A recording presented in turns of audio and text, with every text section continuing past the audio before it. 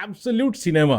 আমার দেখা সেরা একটা কামব্যাকের ম্যাচ এবং ওয়ার্ল্ড কাপ হিস্ট্রিতেও বোধহয় এটা থাকবে যে this is one of the greatest comeback ever in a world cup match, in a world cup knockout match. নকআউটে ভাই ইউ হ্যাভ টু উইন এবং ইজিপ্ট ৭৯ মিনিট অবধি ২-০ গোলের লিড এবং তারপর তাদের এই হার্টব্রেক, এটাও ওয়ার্ল্ড কাপ হিস্ট্রির one of the famous heartbreak হিসাবেও কিন্তু থেকে যাবে। এখান থেকে ইজিপ্ট বোধহয় স্বপ্নেও কল্পনা করতে পারেনি যে আর্জেন্টিনার এরকম একটা গ্রেটেস্ট কামব্যাক হবে, এরকম একটা হিরোইক কামব্যাক হবে, এরকম একটা মিরাকুলাস কামব্যাক হবে এবং ইজিপ্ট ছিটকে যাবে ওয়ার্ল্ড কাপ থেকে। যে ইজিপ্ট আজকে এই ওয়ার্ল্ড কাপ ২০২৬-এর এ যাবৎ সব থেকে বড় অঘটনের প্লটটা ৭৯ মিনিট অবধি সাজিয়ে দিয়েছিল। ৭৯ মিনিট, ক্যান ইউ ইমাজিন? এবং সেখানে আর্জেন্টিনা ওয়াজ ট্রেলিং বাই 2-0, ২-০ গোলে পিছিয়ে থাকা, সেখান থেকে একটা টিমের অবিশ্বাস্য, অসাধারণ, হিরোইক, মিরাকুলাস কামব্যাক হচ্ছে। এবং সেই কামব্যাকের পেছনে শুধুমাত্র যে মেসির একটা বিশাল অবদান আছে তা নয়, মেসি পুরোপুরি নিজেকে লাস্ট ওই ১২, ১৪, ১৫ মিনিট নিংড়ে দিয়েছিল এবং তার সাথে সুযোগ্যভাবে টিমমেটদের সাহায্য পেয়েছিল। আমি এর আগের ভিডিওতে বলেছিলাম যে কোথাও মেসির ওপর কিন্তু একটা ইমেন্স প্রেশার আসছে, এই প্রেশারটাকে ডাইলিউট করতে হবে, এই প্রেশারটাকে ভাগ করে নিতে হবে, গোলটা করতে হবে, প্রেশারটা নিতে হবে, চান্সগুলো ক্রিয়েট করতে হবে। কারণ যেই দিনকে মেসি আটকে যাবে, যেই দিনকে ডিফেন্ডাররা স্ট্র্যাটেজি নিয়ে নেবে যে মেসিকে আটকে দেবো যেভাবেই হোক না কেন, সেই দিনকে কিন্তু আর্জেন্টিনাও আটকে যাবে। আজ আর্জেন্টিনার গোটা টিমটা কিন্তু প্রমাণ করে দিল যে why they are the defending champions, why they are in USA to win this World Cup also. এবং তারা তৃতীয় দেশ হিসাবে রেকর্ডটা করতে এসেছে back to back World Cup জেতার। আর্জেন্টিনা যেভাবে এতক্ষণ ধরে পিছিয়ে থাকার পর অলমোস্ট একটা সময় প্রায় সবাই ধরে নিয়েছিল, মানে অতি বড় আর্জেন্টাইন সমর্থক আমার বাড়িতে, আমি তাদের বাকি সবাই প্রায় ধরে নিয়েছিল যে দিস ম্যাচ হ্যাজ গন।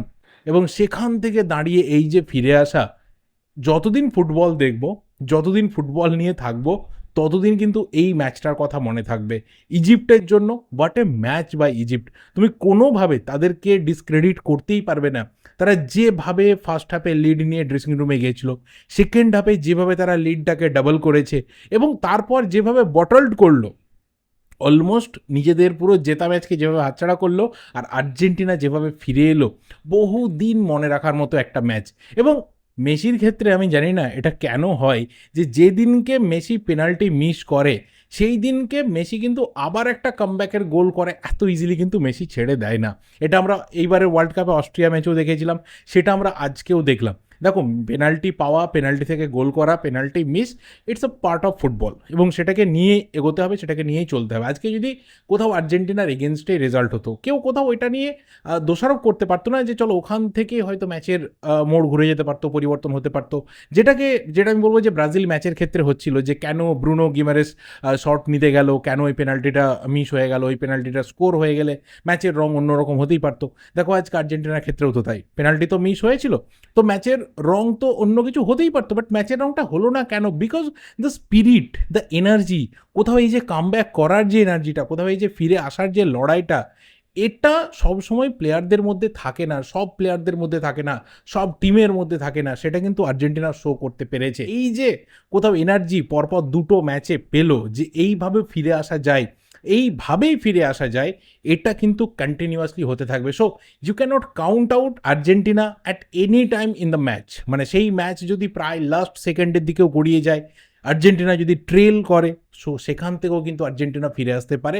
কারণ এই টিমটার মধ্যে সেই স্পিরিটটা রয়েছে, এই টিমটার মধ্যে সেই এনার্জিটা রয়েছে। দেখা যাক ফাইনালি আর্জেন্টিনার এই যে একটা মিরাকুলাস জার্নি, এটা কোথায় গিয়ে শেষ হয়, ওয়ার্ল্ড কাপের ট্রফি জিতে, না অন্য কোনো ম্যাচে আর্জেন্টাইন সমর্থকদেরকে হার্ট ব্রেক করিয়ে। তোমাদের কেমন লেগেছে ম্যাচটা, কীভাবে এনজয় করেছো, অবশ্যই কিন্তু কমেন্ট বক্সে জানিও।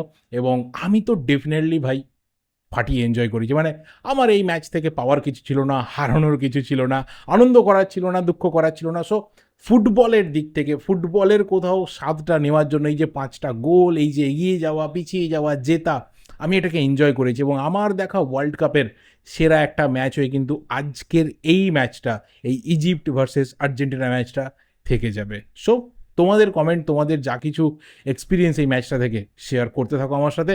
ভিডিওটা এই অবধি, ভালো লাগলে লাইক করো। দেখা হবে পরের ভিডিওতে। টিল দেন, যদি চ্যানেলটা নতুন হও অবশ্যই চ্যানেলটা সাবস্ক্রাইব করে বেল নোটিফিকেশন আইকনটা ক্লিক করে যাও। Thank you, good bye, and obviously মাঝরাত হয়ে গেছে, গুড নাইট।